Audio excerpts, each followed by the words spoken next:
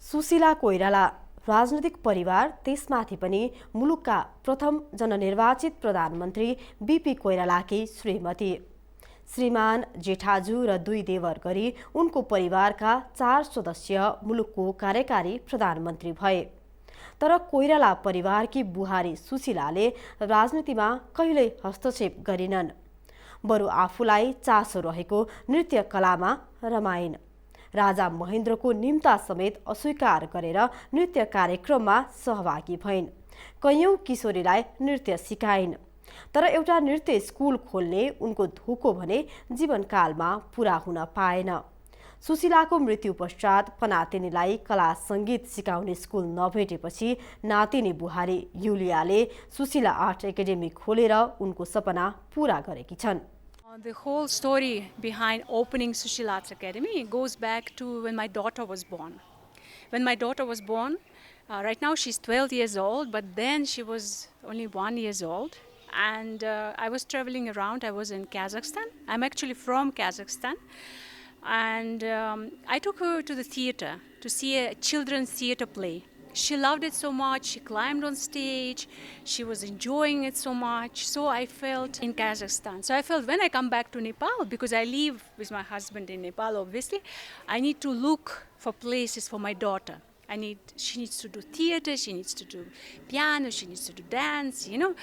I started looking around, but in this part, I couldn't find anything. I found few places on the other side of the town, and it was not what I was looking for. I couldn't find for theater for kids.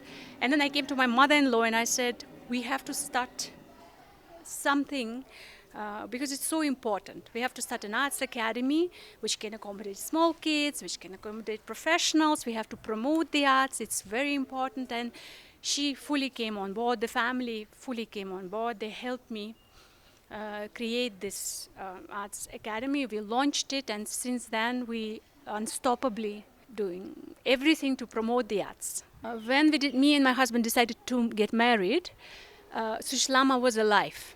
And unfortunately, I could not meet her. She died in summer, and just by a few months I missed meeting her. And when they told me so many stories about how she was a phenomenal dancer, she was so passionate about promoting dance. She herself danced so well in Manipuri and Bharatnatyam. She was so inspired. For me, it was such an inspiration. I heard the stories when the king invited her and late BP Koirala for a visit, and Sushilama did not come. And when king later asked, why didn't you come? She said, I had a dance program, which is so important. And for me, this kind of commitment to the dance, all those stories, this inspired me so much that I really felt that it will be an honor to, continue that legacy. Since we've opened, it was a long journey. We struggled. We've done a lot of work, art exhibitions, programs, shows, productions to promote the arts. I'm vocal about the importance of arts, what it does to the human beings, what it does to kids. It develops certain skills that no other schools can develop.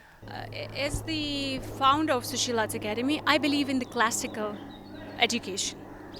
I believe if you train classically in guitar, you can really develop later on so fast. If it's a dance, the classical dance form gives you a very solid foundation. And from that foundation, you can really grow fast, So in that view, for example, to promote classical ballet is such a solid classical dance form for any dance form further on. But we don't have ballerinas in Nepal. We don't have ballet teachers in Nepal. So I had to bring the ballet instructors from Moscow, from UK, from France, from Japan. Last year it was from Japan. Same with flamenco. Flamenco is a Spanish classical dance form. We don't have in Nepal the flamenco instructors. So we brought someone from America, from USA, Maradi de Guzman. She trained the first generations of Nepalis, and then we can take it on, but initial step forward has to come from the professionals who know it, who studied it, who are experts.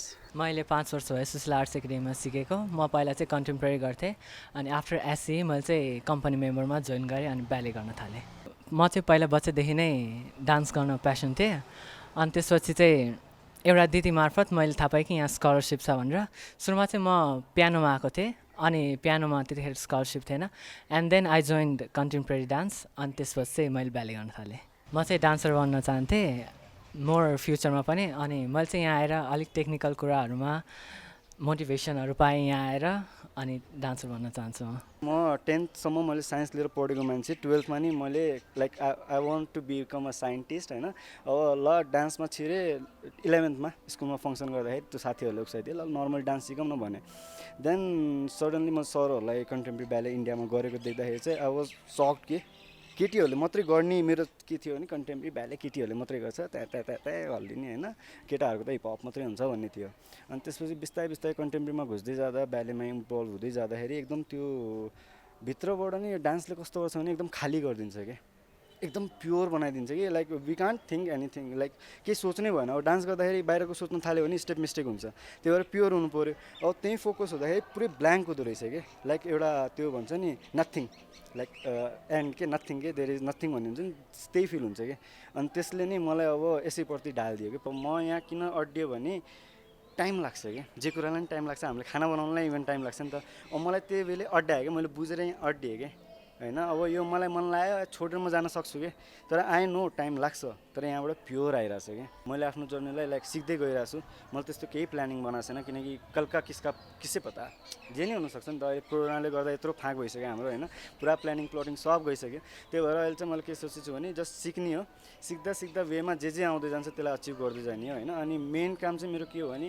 Real knowledge pure knowledge फैलाउनु पऱ्यो क्या नेपालमा जुन चाहिँ एकदम lack छ क्या यहाँ चाहिँ कस्तो भइरहेछ भने दे आर लाइक हजुरले भन्नुभयो अहिले आइरहेछ आर्टमा तर कस्तोवाला आइरहेछ भने देखासिखीवाला आइरहेछ क्या यु नो टिभीमा हेऱ्यो सुशान्त खत्रीहरूलाई हेऱ्यो वाइल्ड पिपल्सलाई हेऱ्यो यिनीहरूलाई हेरेर तिनीहरू आयो कि they don't want to do by their self they want to show off you know अब तिनीहरूले देखाउनुको लागि गर्दाखेरि त मिस्टेक त निस्किहाल्छ नि डान्सको लागि मोटिभ भन्दा पनि मलाई चाहिँ कस्तो थियो भने जस्तै हामी कोही साथीहरू खोजिरहेको हुन्छ नि होइन अब कोही मान्छेमा मात्रै निर्भर भइरहेको हुन्छ नि अब प्रायः चाहिँ साथी भन्ने बित्तिकै मान्छेको रूपमा खोज्छ नि तर मेरो लागि चाहिँ के थियो भनेदेखि डान्स चाहिँ एउटा मेरो साथी थियो कि जब म खुसी हुँदा जब म दुःखी हुँदाखेरि जब म हुन्छ नि ममा त्यो गुम्सिएको कुराहरू हुँदाखेरि सबै कुराहरू चाहिँ म चाहिँ एज अ डान्सको थ्रोबाट चाहिँ आफूलाई पोखिन्थेँ म चाहिँ नन डान्सर हो म योभन्दा पहिला डान्सै गर्थेन त्यसमाथि एकदमै heavy body it's almost 98 kg थियो कि अनि लाइक म त त्यो म गर्नै सक्छु जस्तो तर मनमा चाहिँ के हुन्थ्यो भने स्कुल टाइममा नि गर्न अरूहरूले गरेको देखेर चाहिँ होइन गर्न चाहिँ मन लागिरहेको थियो